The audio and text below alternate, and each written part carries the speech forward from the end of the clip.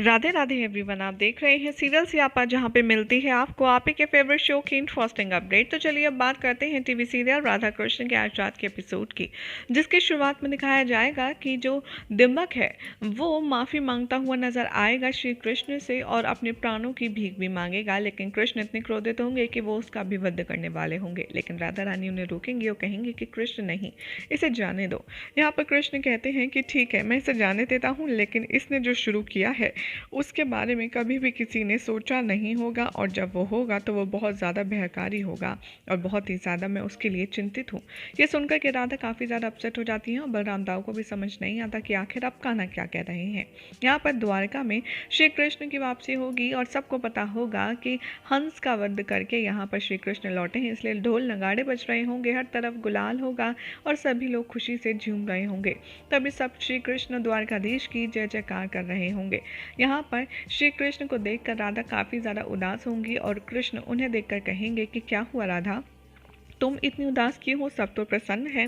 तभी राधा कहती हैं कि जब राधा को पता हो कि कृष्ण के सामने एक और नई चुनौती आने वाली है, वो भी काफ़ी गंभीर, तो मैं भला कैसे प्रसन्न हो सकती हूँ। लेकिन कृष्ण आखिर होने क्या वाला है।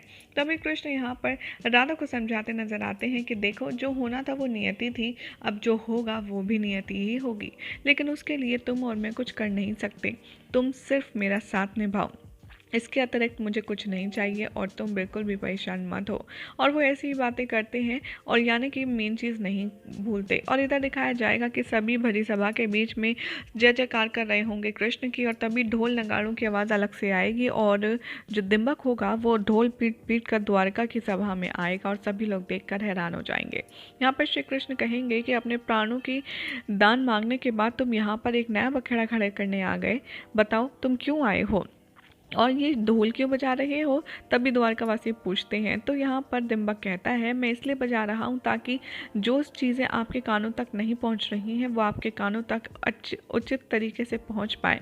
आप जो इस श्री कृष्ण की जय जयकार कर रही हैं, ज़रा इससे पूछने की किसी में हिम्मत है कि आखिर इसने मेरे भाई हंस का वध क्यों किया, आखिर उसका कसूर ही क्या था, उसने ऐसा कौन सा अपराध किया था जिसकी वजह से इन्होंने उसका अंत कर दिया। सिर्फ विवाह ही तो करना चाहा था, लेकिन आपके द्वारकाधीश से कोई प्रश्न पूछ नहीं सकता। अगर मेरा भाई दोषी है तो उसके उतने ही दोषी वो महादेव भी हैं जिन्होंने उसे वो वर दिया। महादेव ही हैं असली दोषी जिन्होंने बिना सोचे समझे मेरे भाई के इरादे जाने बिना उन्हें उनका मनचाहा वर दे दिया। और वैसे भी महादेव ने तो उनके प्राणों की रक्षा का वर दिया था, तो फिर आखिर उनका वर का अपमान आपने कैसे किया, आप कैसे कर सकते हैं। महादेव भी उतने ही दोषी हैं जितने कि आपको मेरे भाई लगे थे, और महादेव से जाकर के आप सवाल कीजिए उन्होंने ऐसा क्यों दिया वर जिसकी हम उपयोग ही नहीं कर सकते। तभी द्वारकावासी कहते हैं कि हाँ हाँ, वैसे उचित तो कह रहे हैं, जितने हंस की कसूर थे उतने ही महादेव भी दोषी हैं, क्योंकि महादेव के कहने पर ही तो हंस ने सब कुछ किया होगा और उनको ऐसा वर देना ही नहीं चाहिए था। यहाँ पर सभी लोग इसी बात के हक में होते हैं कि महादेव की भी इक्वली उतनी गलती है जितनी की।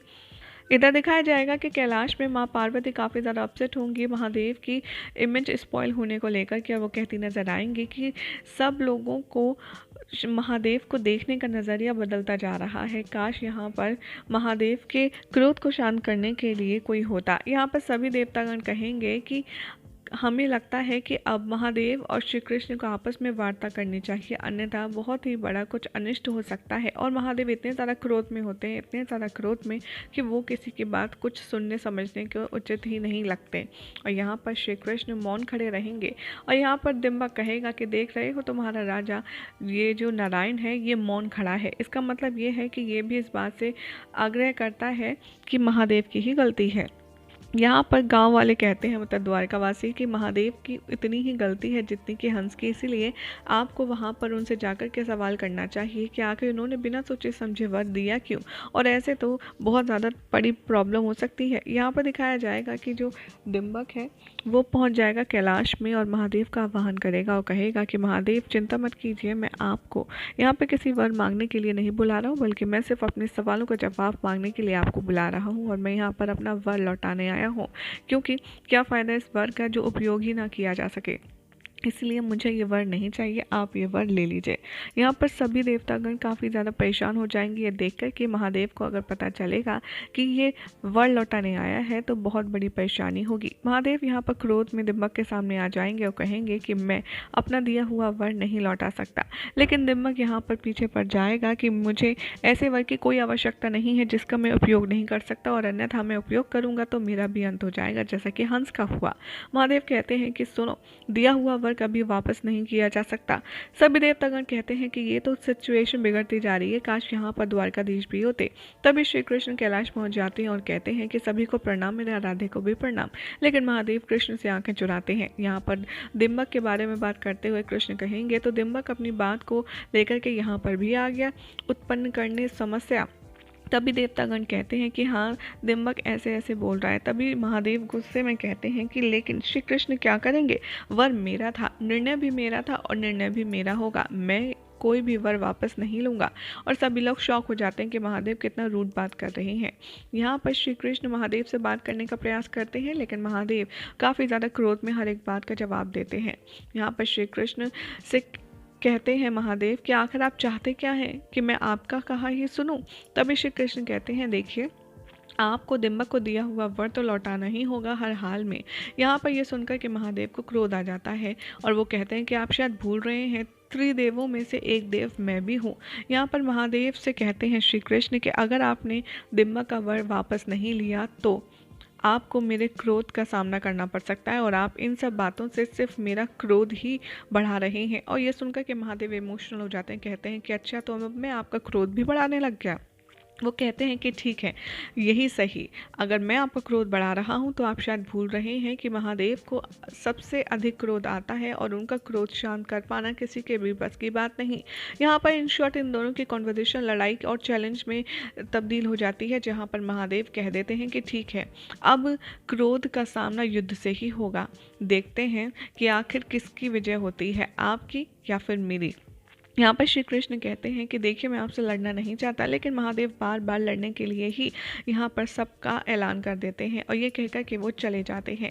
और यहाँ पर सभी देवतागण समझाने का प्रयास करते हैं दोनों देवों को, लेकिन श्री कृष्ण से विष्णु का रूप ले लेते हैं और कहते हैं कि नहीं, महादेव ने अब इसकी शुरुआत कर दी है, अब इसका अंत नहीं होगा जब तक ये युद्ध नहीं होगा। और सभी लोग काफ़ी ज़्यादा घबराएंगे, क्योंकि दोनों सर्वश्रेष्ठ शक्तियों का जब आपस में आमना सामना होगा उसके बाद परिणाम तो बहुत ही ज़्यादा भयकारी होने वाला है।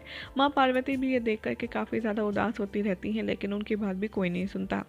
यहाँ दिखाया जाएगा कि महादेव और श्री कृष्ण के बीच में घमासान युद्ध शुरू होता है, जिसमें श्री कृष्ण महादेव का गला पकड़ते हैं और महादेव श्री कृष्ण के सीने पर वार करते हैं। यही हो जाएगा आज के एपिसोड का एंड, जिसके बाद कल क्या होगा आपको बताएंगे नेक्स्ट रिपोर्ट में। ऐसी मज़ेदार अपडेट्स के लिए चैनल को सब्सक्राइब करें, वीडियो को लाइक शेयर करना ना भूलें।